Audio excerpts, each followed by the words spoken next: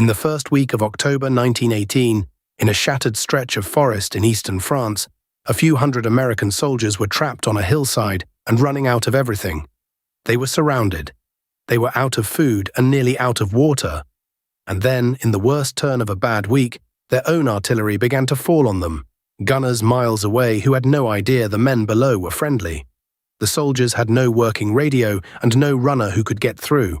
They had one way left to send a message off that hill, a small wicker basket of homing pigeons.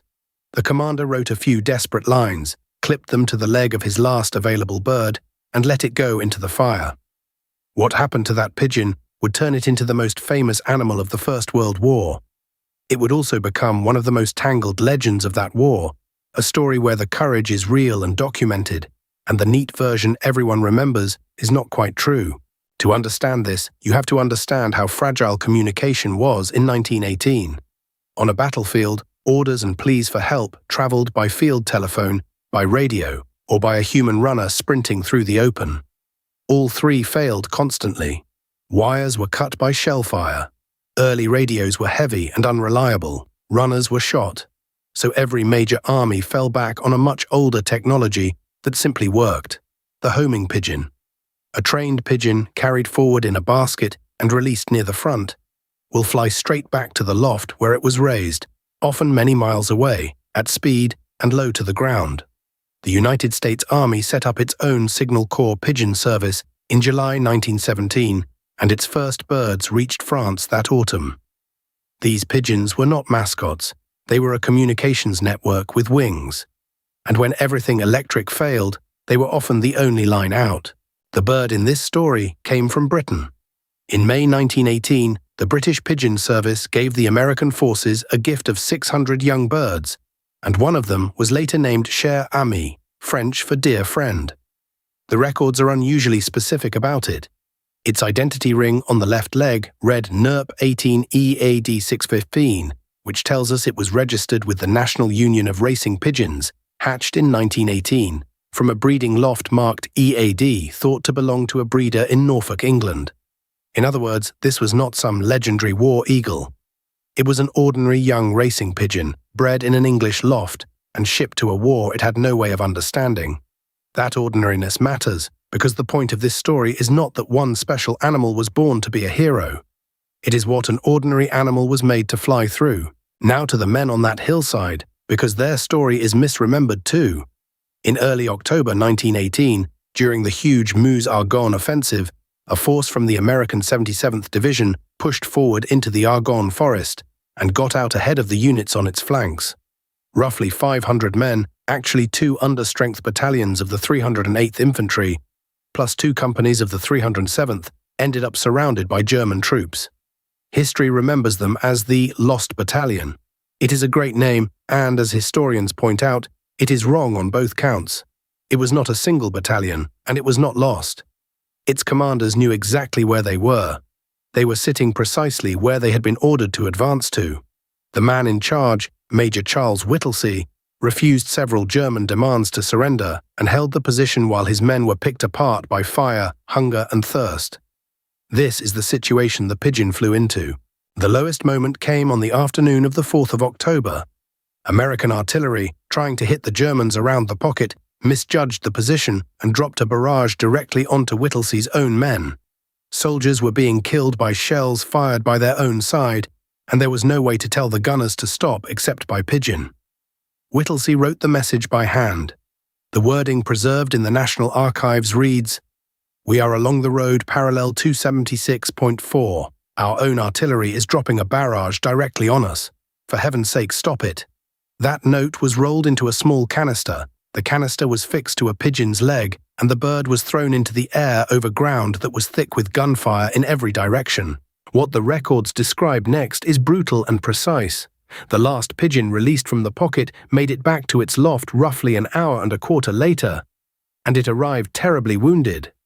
One leg had been almost shot away, hanging by tendons. It had been shot through the breast, and the message canister was still there, dangling from the shredded tendons of the ruined leg. The bird had kept flying home while being torn apart in the air. It is worth resisting the urge to put thoughts or bravery into the animal's head. A pigeon flies home because that is what it is built and trained to do. But the plain physical fact is astonishing on its own. A small bird crossed a battlefield, absorbed wounds that should have dropped it, and still completed the only thing it knew how to do: get back to the loft, with the message attached. Here the legend and the evidence start to pull apart, so let us be careful. What is documented is this: the position of the trapped men was passed on, the friendly barrage was corrected, and after days of holding out, the survivors were finally reached on the evening of the 7th of October. Over the whole ordeal, the force suffered enormous losses, on the order of 70%, and only around 190 men walked out under their own power. That is the true, terrible arithmetic. What is not accurate is the version you usually hear, that a single pigeon saved the lost battalion almost by itself. The message helped. It was one link in a chain that included the men who refused to surrender, the units that fought to break through, and days of sheer endurance. Crediting the entire rescue to one bird is the kind of clean story that history likes and that the facts do not quite support. And there is a deeper problem, the one that sits at the very heart of this story. We do not actually know for certain that the pigeon we call Cher Ami is the one that carried that October 4th message. This is the part almost every retelling leaves out. The United States military records cannot identify which specific pigeon brought in the friendly fire message. Cher Ami was publicly declared to be that bird in April 1919, months after the war, by a Signal Corps officer named Captain John Carney, as the pigeon arrived home to a wave of publicity. And a September 1920 Army memo admits it plainly. There is no wartime record proving that Cher Ami carried the lost battalion's message, so the honest way to say it is that Cher Ami is the pigeon most famously credited with that flight, according to the men who were there and to Captain Carney, but the records cannot confirm it. What is beyond doubt is that Cher Ami was a real army pigeon that flew a dozen documented messages on the Verdun front and came home from its final flight with a leg shot away, the canister on its tendons, and a wound through the breast. The courage in the story is real. The single clean sentence linking this exact bird to that exact message is a memory, not a proven fact. Whatever the truth of that one flight, Cher Ami became a sensation. The wounded pigeon survived the amputation of its ruined leg, and it was fitted with a small wooden leg. France awarded it the Croix de Guerre with palm. And in April 1919, Cher Ami arrived in the United States aboard ship, carried by Captain Carney, and was met like a returning war hero. The record here needs the same discipline as the rest of the story. The French Croix de Guerre is well documented. Claims that circulate about American medals for the bird are not supported in the primary sources, so we will not repeat them.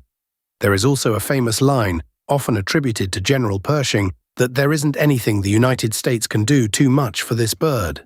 It is a wonderful quote, but it survives as an attributed saying, not a firmly documented one, so treat it as legend rather than record. Cher Ami did not enjoy its fame for long. It died on the 13th of June 1919 at Fort Monmouth in New Jersey of the wounds it had suffered in the war. Then there is the strangest twist of all, and it took 100 years to resolve. For decades, nobody could agree whether Cher Ami was male or female. The Signal Corps' own wartime paperwork described the bird as a hen, a female. But the Smithsonian, where the pigeon ended up, described it for roughly a century as he, a description that seems to trace back to that 1920 memo, which used he without ever explaining why. So the most famous war pigeon in history spent 100 years with its own sex in dispute. The answer finally came in 2021 when Smithsonian scientists took a tiny tissue sample and ran a DNA test. The genetic markers showed no female chromosomes. Cher Ami was male. It is a small detail, but it is a perfect example of what this channel is about. Even the most celebrated stories carry errors that go uncorrected for generations until someone finally checks. After it died, Cher Ami was preserved by a Smithsonian taxidermist and given to what was then the United States National Museum. And here is the last quiet piece of evidence that the legend grew after the fact.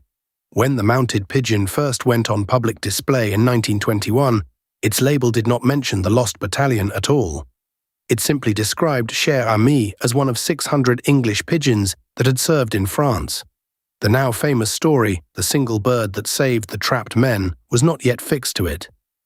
That connection hardened over the following years in newspapers, in retellings, in schoolbooks, until the hedge disappeared and the legend became fact.